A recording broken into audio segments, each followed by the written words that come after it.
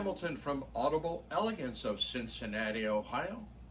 Please do subscribe to the channel. It really helps us out. We're working on improving the video qualities and sound.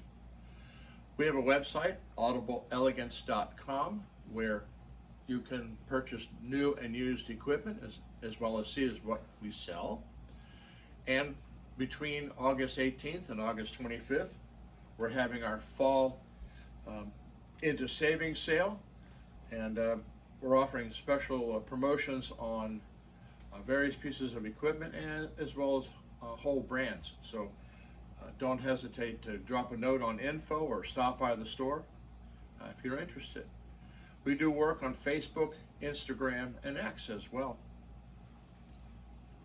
I thought I'd take the time to continue a little bit of history. As many of you know, I once was a Linn dealer. I covered the politics of becoming a Linn dealer in a prior video as well. And many of you know I dearly enjoy working on the Linn LP12s.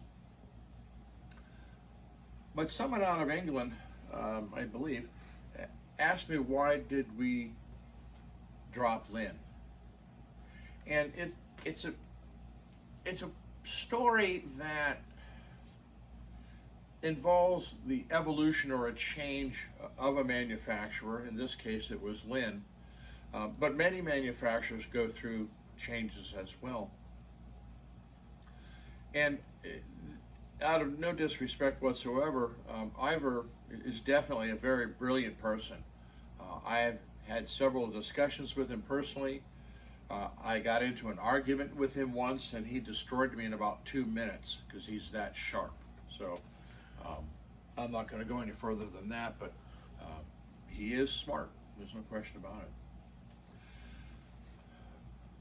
While we were a Linn dealer, we were being taken care of by their distributor in the United States. I can't speak for the rest of the world, known as Audiophile Systems, which was headed by Gary Warzin and Tony Gregory.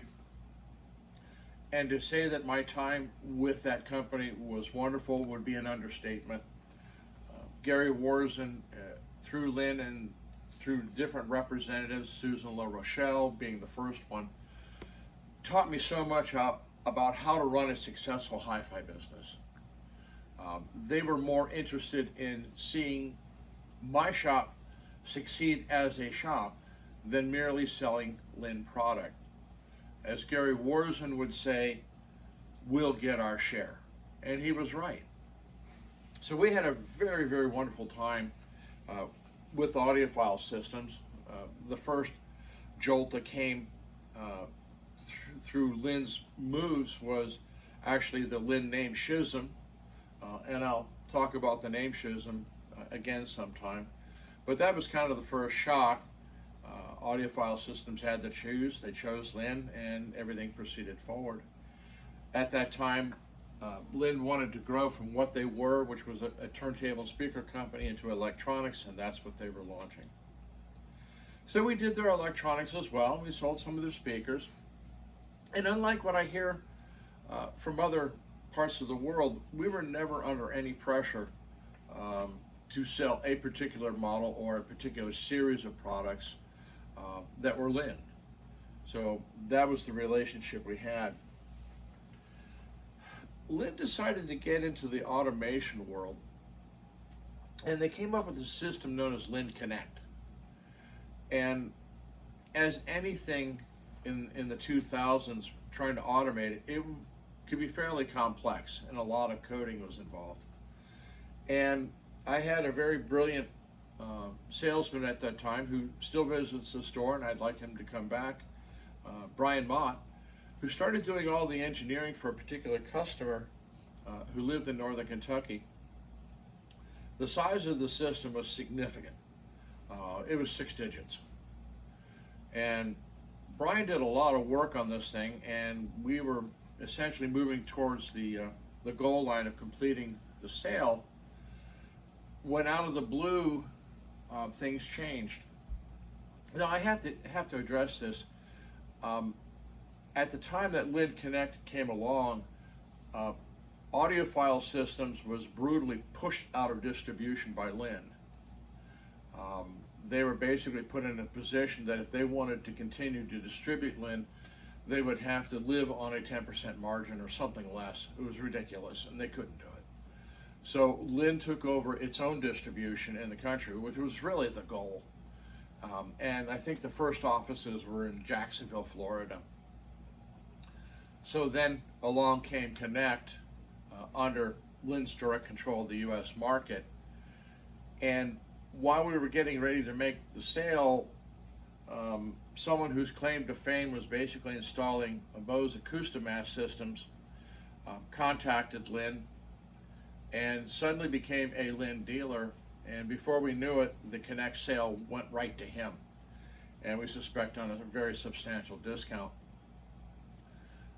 This hurt us not only financially, but I also lost Brian, who was, a really important person to the staff, because he was frustrated with what had happened. And so as it was, it left a very, very sour taste in our mouth.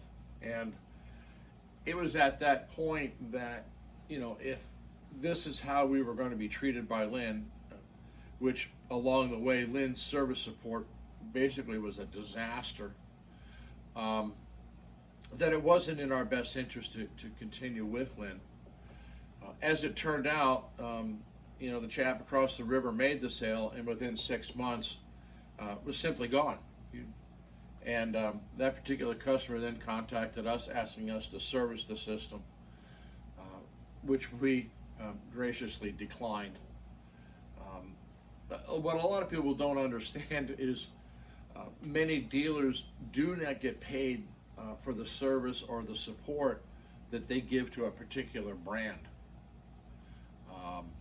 And if you look at some of your warranty cards, the warranty cards will say, we'll cover the parts, which means that we're free to charge labor. But most people, when they're told how long is a warranty, and you say 5 years, they're assuming that the labor side is also included on that. So I just wanted to offshoot on that one. And so, after we broke from Linn, we were on our way with other products from Audiophile Systems, Nottingham turntables being one of them, which we enjoyed. We liked them. And that was all part of history, and it just kind of went away.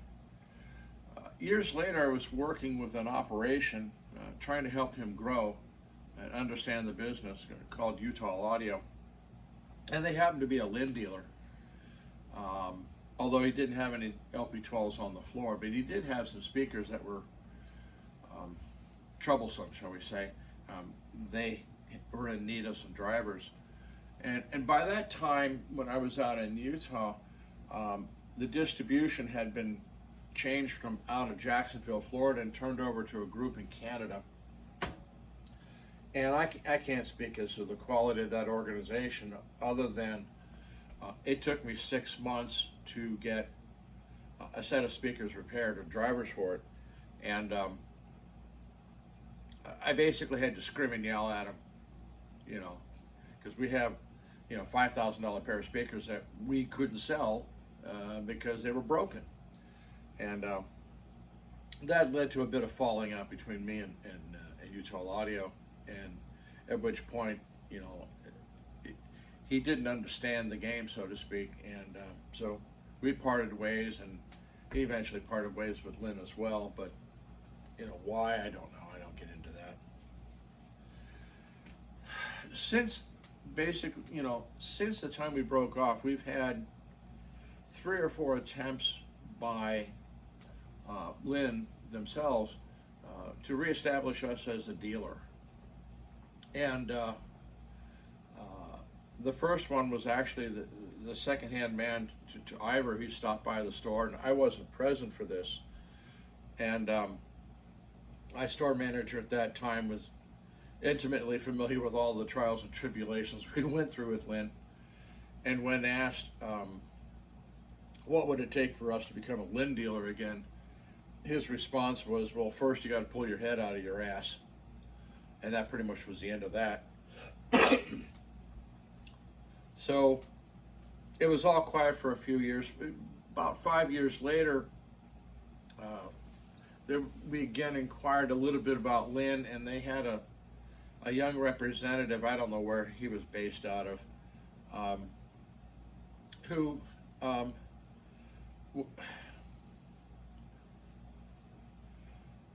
arrogant would be the only word I could describe it. Because when I asked him, okay, we sold Linn products, what sort of living can we make off the product? And to which he basically said, well, go look at page 37 of the contract, which told me it's like 50 pages or something long, and figure it out yourself.